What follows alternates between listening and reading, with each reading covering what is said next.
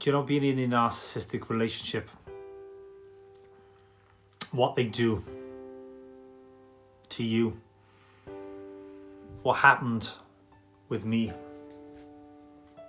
and I'm going to go deep and I'm going to go into this, because when I first met her, she was like beautiful, and the room lit up when she walked in there,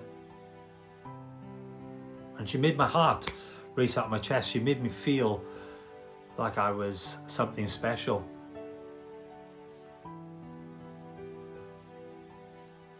And then things started to change. The wind started to change direction. And as much as she, at the beginning, was nice, thoughtful, caring, within the 3 months that I could talk about, things started to happen. I overlooked it, continued. And the game got heightened. The times when she'd stay over my house and I'd end up sleeping in my own car on my driveway. This is true facts. Because she'd cause an argument over something and nothing. And I used to plead with her and beg with her, please stop. I used to go, stop, stop. And she'd keep going and going and going. So I'd sleep in my own car on my own drive to avoid her. And the relentless going on and on and on and on. And it used to mess with my head. And in the end, I couldn't take no more. And that's when I reacted towards the abuse she's given towards me. And that's what I say about reactive abuse, because I couldn't take it no more. And then I flares up this one day. And I remember her coming down to a level. She was up here, but once I got up there, she come down. And I remember her going to me, you're crazy. I wish people could see who you really are. You're a monster. The only real monster was her. And that is reactive abuse.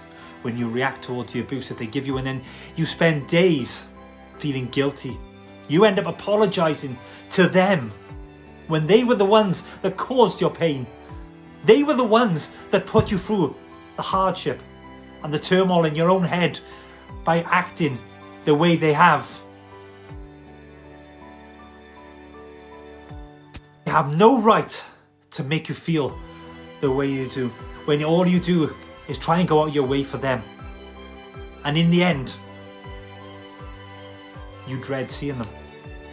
You go through at the beginning where your heart is pounding out your chest and you can't wait to see them. You're excited, that phone goes, you go, hi, how are you? How are you doing? How are you doing? Oh, I'm so glad to hear from you. Drop them a text message, waiting for their message to come back. And all that changes of a flip of a coin.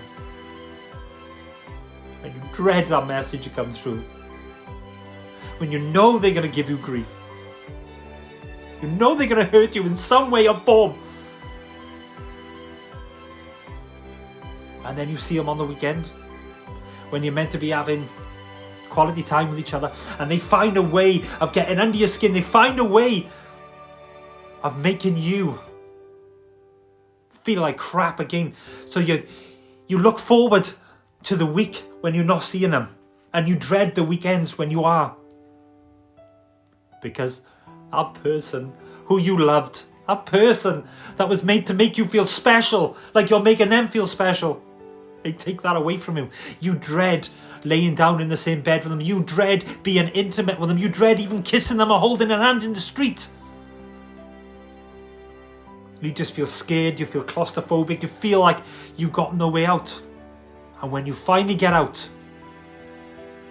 you've got the next few years of hell trying to get your head straight, trying to figure out whether it was you the problem.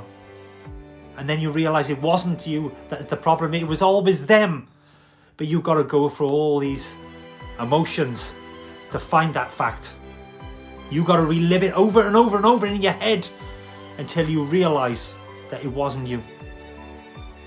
And what I learned is, when you've lost yourself, you've lost everything.